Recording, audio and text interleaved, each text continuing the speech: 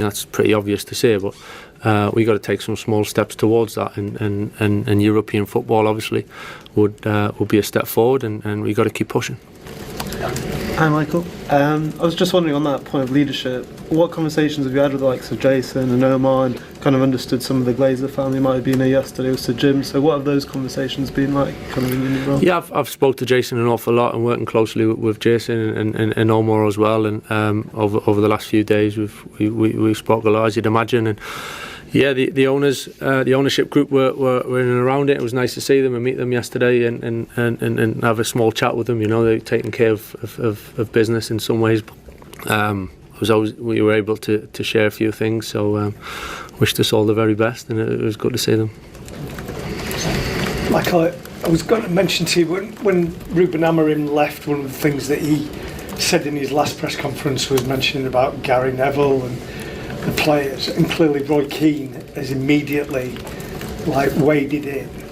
I know there's a personal element to that as well, so it's difficult, but in general, how do you feel about knowing that all these famous Manchester United people are going to put more pressure on you, basically? They're not putting more pressure on me. I don't feel that. You know, I think it's just part of it. You know, the role. I understand it. I understand there's plenty of opinions around, and some are positive, some are not so much. But I think in some ways, for me, in terms of you saying about putting pressure, for me, it's totally irrelevant in terms of me and how I go to work and what I focus on. I kind of know already what we want to improve on and how we want to work with the players, and I've already said about improving things. You know, and there's a lot of opinions. A lot can be said. It is the way of the world, you know. I'm not going to pay too much attention to the most of that. I think it's not for me to do that. I think for me and the players and the staff, it's a focus on how we're going to succeed, really, and that's our job, that's our responsibility, that's what our focus and our minds should be at, is doing what we can for this club. But that in particular is quite personal. Honestly, it didn't bother me. It's the hierarchy that you've worked with, the players you've signed, or the staff that you've had. What's been the most important factor in your longevity here in the results? Results. Anything else? No. If you don't win, you are sacked. So we won a lot. That's why I'm still sitting here. But there's no other secret, no other club. But here a little bit more. They are more patient, I would say, but there is no other secret. But then you must be grateful that you weren't winning at stages last season, quite a long time, and you still got the backing from upstairs. Yeah, that defined that club. Another club, last season I would not be here anymore, so they were patient. Maybe what we have done in the past as well, of course. So at the end you can have 2 or 3 months bad, like it will happen last season. We have 3 months not really good, I would say really poor. The rest was more than correct. But maybe another club will not be here, but it's maybe because the past was really good. The numbers and the titles and anything we have done is extraordinary. That's why still we are here. And in your time here, United have never sort of managed to sustain a title challenge. It's been Liverpool or Arsenal. Would you have enjoyed a more intense rivalry against them on the pitch during the time? Who, with United? It's where it is. It's where it is. I cannot control what United have done. You know, since the day one, the opinion I have on Man United, but what happened, I don't know, because I'm not there. I was and I'm not. Andy. Hi, Pep. There's been reports today about Mark Gay and the club's interest in him. Can you say anything? Okay, just generally though, his position, the defensive positions, how difficult are these injuries making things at the moment for you and the team? Without John, without Ruben, without Josko, we are in the difficult situation for no one game, but a long, period. It's a difficult situation. But Ruben will be back soon. Josko no. John hopefully we'll see. So. Okay, and obviously it's a big game coming up at Old Trafford. Are the guys who are going to play ready for the challenge of playing there? I hope so. Pep, when it comes to preparing for games, obviously you're always very methodical. with this being a different manager in Michael Carrick, you don't have a lot of reference points. I'm just interested, how do you prepare, and has it been quite different this week compared to other managers you faced recently? Yeah, well, you have more info about what the opponent or the manager, the opponent does. You have give more info to the players. When you don't have any info, don't give info to the players and focus on yourself. So this, maybe with a lineup, tomorrow you have an idea. You can have, some idea what Middlesbrough has done, or when Michael was in few games, was his first part as a manager in Man United, but tactics is about the players, and the players that you have United tomorrow is to play different was in Middlesbrough. So make analogy to say what are you going to do. I don't know. And in that, is there a thrill for you still that there's some things you don't know? You solve so many problems before a game as a manager, but this one's maybe a little bit different. You have to react to whatever Michael Carrick might do. Yeah, but I don't have a timeout after 10 minutes to tell them, guys, Michael want to do this, you know that, so we have time. So that's why when you don't have info, it's better, focus on yourself. For example, the game we played against Chelsea recently with a new manager, the first half was completely different than they play in the second half. So that's why it's question adapt and focus on yourself. Pep, during Amorim's time at United, I think the main subject was the formation. Some people say the formation is important. Some people say the formation are just numbers. What is your stance of the formation as a concept? What does it mean, the shape or the players? The shape. Yeah, when you play with 5 in the back, it doesn't work, you have to play with a 4. And when you play the 4, you have to play with a 5. That is analysis, and always afterwards. With 5, you can play extraordinarily well, and with 4, you can play extraordinarily well. But the argument is just, with the 5, you change the 4 and everything will be click, it will be fine. Oh my God, everyone will be manager, it will be easy. And it's not like that. So always you can do better, whatever you do. Because the players looks like the best when the team works well, and it doesn't work when the team doesn't work well. So the ideas always are good. I never found a manager with the bad ideas. Before the game, you find a manager tell me, "Oh, my game plan is like that." I said, "Wow." On the permanent successor in the summer, but they are thinking that if we get the right interim now, maybe it can be a figure close to the club who can be trained up potentially to take the job in the future. Yeah. And obviously with Solskjaer, I suppose, we know they're not going to go back there really. That story's been done a little bit, so it would have felt a little bit of a backward step perhaps. And that's no real comment on Solskjaer, whereas Carrick at least gives it's a different feel. And he is a bright young coach. He had an encouraging stint at Middlesbrough, even if it didn't end all that encouragingly. But there's promise there. I think it's really going to be interesting to see how he does over the next few months, and starting with this game tomorrow, particularly how he sets up. You also make a very good point about the summer, because there could potentially, especially after a World Cup, be a host of top managers available. But the thing is, though, at this moment in time, which manager really wants to come to Manchester United? Because ideally, I'd love someone like Ancelotti, right? But in a dream world, that would be my best case scenario. But you look at this club, and I was really optimistic. I thought Ruben Amorim was going to be the man that was going to turn us around. But you need quality players. Now, we brought in Cunha and Buemo. I think Buemo's been a fantastic signing. But other than that, I don't think Cunha's been anywhere near the levels we expected him to be at. So Thomas Tuchel could be available after the World Cup. Mauricio Pochettino could be available.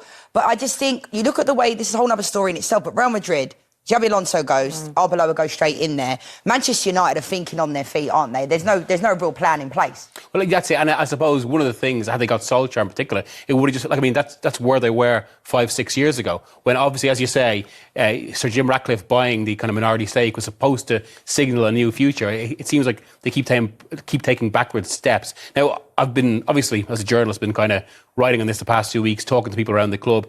There is an interesting one there. Like you were mentioning about Ancelotti.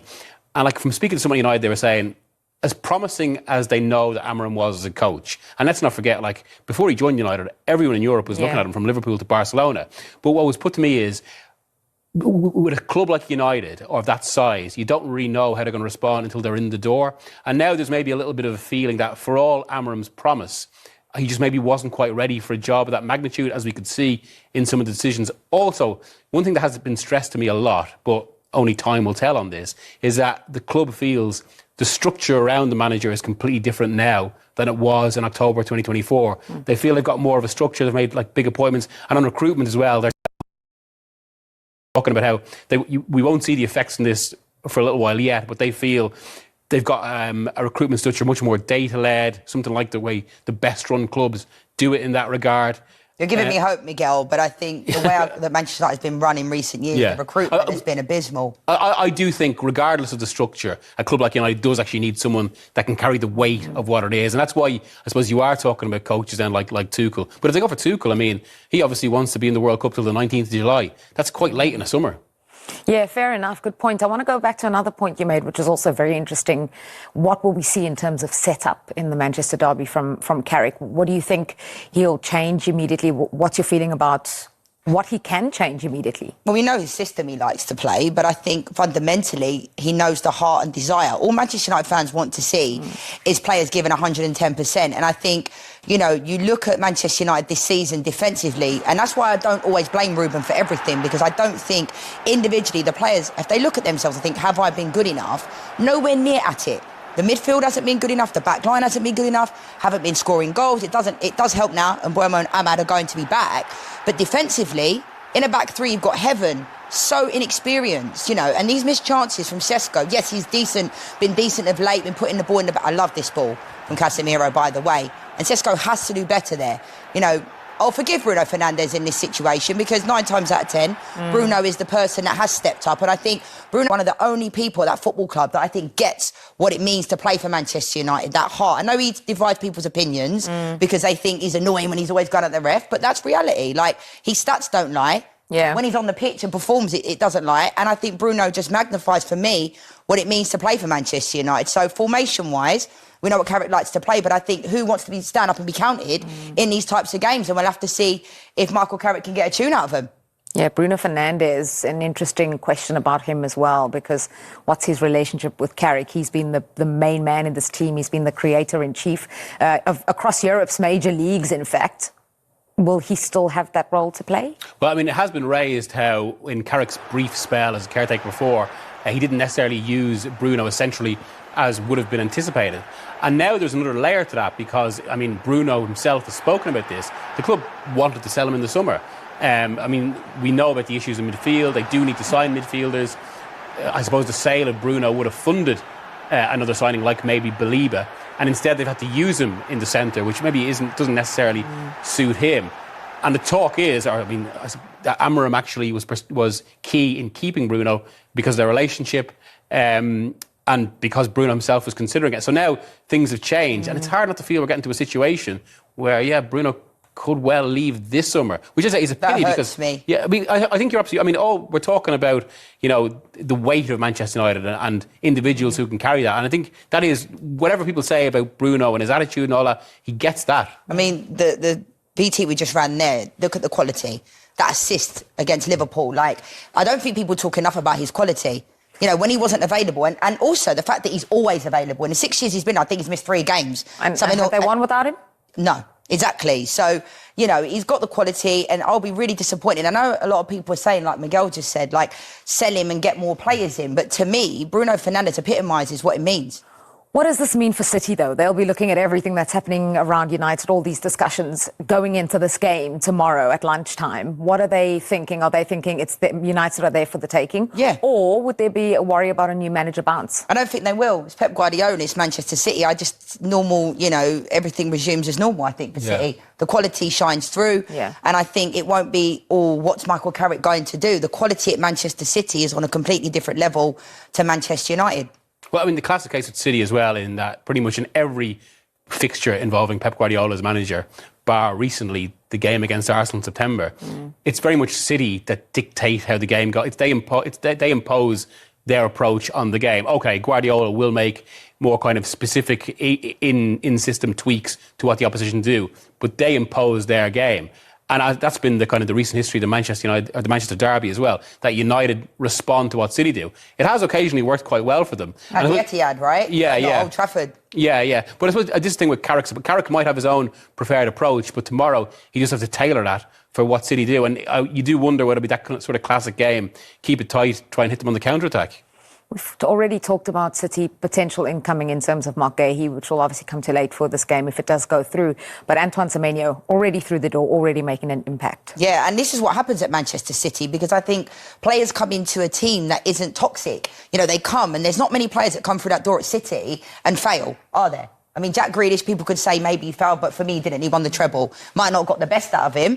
You know, but you look at Calvin Phillips as well, come through that door, but it doesn't happen very often, does it? So I think Shirky's been a fantastic signing. Haaland hasn't scored in a number of games now, and I have a feeling that he's the type of player that people question, does he score in the big games? Like, Haaland's one of the best, if not the best, centre-forward in the world. So I am worried for tomorrow, but I'm also more worried about the Arsenal game next week, to be honest. Carrick's got a really difficult task ahead of him, but I think Manchester United fans, you know, there's not massive expectation. You know, if he loses tomorrow, even 4 or 5-0, and loses against Arsenal, I think that's the expectation anyway.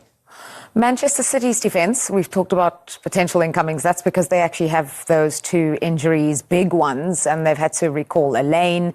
And is that their weakness still, do you think? There has been a strange vulnerability about them. I mean, look, it does feel like their season has gone through a few different stages. They started a little bit indifferently, then Haaland hit form. Then it was like Haaland was basically just propelling them. And like no matter what else was happening on the pitch, Haaland was scoring and they're getting through it. Now, the goals have eased off a bit from Haaland, as you say. He's been on this run. And it has exposed a few kind of tactical deficiencies in the side. Also, they've had injuries as well, to be fair. But I do want... I mean, the thing with this City is it's largely a new team. And as we know from how Guardiola works, and it's something he hasn't really had to adapt to since his first season at City in 16-17, that it takes a while for a new group of players to... Because what he does is so sophisticated, it's so complex, it takes a new team a bit of time to internalise what he wants, and that can leave gaps. I think that's what we're seeing right now, especially with Rodri, not post-injury, not yet having been what we know he can do. So, I mean, that is, I suppose, offers a bit of hope for Manchester United as well, in that this City, where they are right now, as good as they can be, there are still vulnerabilities there. There are gaps you can get at. This season? Nah, not at the moment. I think we're realistic as well, you know, and where we are at the moment, why I'm here and the role I've got to do. And that doesn't change how we go about it in the day-to-day and the focus, you know, and making decisions for the long-term kind of strategy of the group and the playing squad and whatever that kind of adds on extra in the layers after that. I think I'm certainly not coming in thinking it's a time where week to week, game to game, we got to get through it and we got to tick each one off. I think we want to plan to improve and improve beyond this season, you know, and however that looks at this moment, it's all I can control is what we give the players and how we kind of create the atmosphere around the group. So that's the main focus, and then we'll see what happens after that. You said to MUTV on Wednesday how much this club means to you. I think all of us know how much this club means to you. If the chance came to carry on at the end of this season, would you be interested in doing that? Listen, I'm here because I enjoy the role, and you know I wanted to do it, and I'm hugely privileged to be in this position. So that's kind of where I am. You know, it doesn't change whatever the term or whatever the length. You know, I'm here to do my best, and hopefully I've got a lot of experience of what it takes and where we need to get to, and I'll try and help with that. Taryn. Hi, Michael. You were here, obviously, four and a bit years ago now in a similar role, albeit a shorter term. I think to a lot of fans, the kind of wider picture of the club feels the same. Feels like no progress has been made. There's been managers come and go since then. There's partly new ownership in. The fans are still protesting against them. I know your role's short term here, but how do you go about uniting a club where it kind of feels that everyone's on a different page at the moment, and I think to the fans it kind of feels a bit soulless and going nowhere? How can you kind of make an influence on that and bring everyone together? Yeah, well, I certainly don't think it's soulless. I think there's a magic around this place. I feel it. I feel it home straight away, coming into the building, coming in and around it. I've obviously been around it for for quite some time, but and then missed a little window. But I think there's a magic around this place. You can't help but feel that. Results and sometimes from the outside things look a little bit different, but it certainly doesn't feel majorly different on the inside. I have to say that. And then, but listen, part of my role and the responsibility is shaping what we want to look like going forward as a group. What happens on the pitch and the tactical side and the performances is one thing, but certainly the culture as well, and how we think, how we act, how we behave, what it means to us to be here. That's something that is part of my responsibility to spread in the right way. Hi Michael. When we spoke to Darren on Sunday, he was talking about the players feeling a little fragile in terms of their confidence at the moment. What have you and your staff done this week to try and rebuild that confidence? Yeah, well, obviously I think a lot of confidence comes from it's funny confidence actually, because you can sometimes get it from a little kind of moment, or you can get a little situation, all of a sudden it kind of sparks you, and that's sport, top level sport, you know. We've seen it throughout in every sport, you know. It's when you're confident and you're in the zone and everything kind of happens a little bit slower, but everything's really clear and you're calm. And I think sometimes when you want something so much and you're so desperate that you can almost over try, and it over affects you at times. So there's getting the balance of that, and listen, we're here to support the players, you know. We're here to help them and we're here to improve them, and we're there by the side to get them through it, and hopefully they felt that for the last few days. And listen, we've had 3 days to prepare for the game, but we feel we're in a good place, and everyone's looking forward to it. Michael, the team you inherited from Ruben really struggled to put any sort of winning runs together. I think it was only when they beat Liverpool, Sunderland in Brighton in the October. It's the only time they've ever won back-to-back games in the Premier League. How are you going to go about sort of tackling that? Because obviously the challenge is to get to Europe. You're going to need to win some games, but the team has not shown itself capable of sustaining sort of winning runs. How important is it, and how are you going to tackle that? Yeah, it's a fresh start, you know, and I've got a lot of belief in the group, and individually and collectively. I've got a lot of belief in that, and as I've just said, confidence and a feeling, and things can go in a different direction very quickly. And I've got a lot of belief in the boys, and you know, I'm not going to tell you everything about how we're going to do it, because I'll be a bit silly to do that. But I think tactically and as a team, what we want to look like, and things that we feel can help us. And be hugely positive, you know, and what we can achieve, I think, is it half full, half empty, you know, and so many times it gets what players can't do or the team can't do, but actually forget what they can do, what they're good at, and believe in that and work on the strengths and feed off that and feed that energy to make you better. You know, there's a lot of players and a lot of teams in the world that can't do things, but that doesn't stop them being successful. So we need to find that ingredient, and I fully believe we can do that. Let's go Robin and Jamie. Hi, Michael. You just mentioned the word culture then before. Lots of managers come in and talk about, and they use that word, and often we talk about the culture that you had as a player and the team under Sir Alex. I know you've only been here a short time, but what have you made of the culture here? Do you think it's an issue that maybe needs to be addressed? I mean, how do you kind of go about doing that?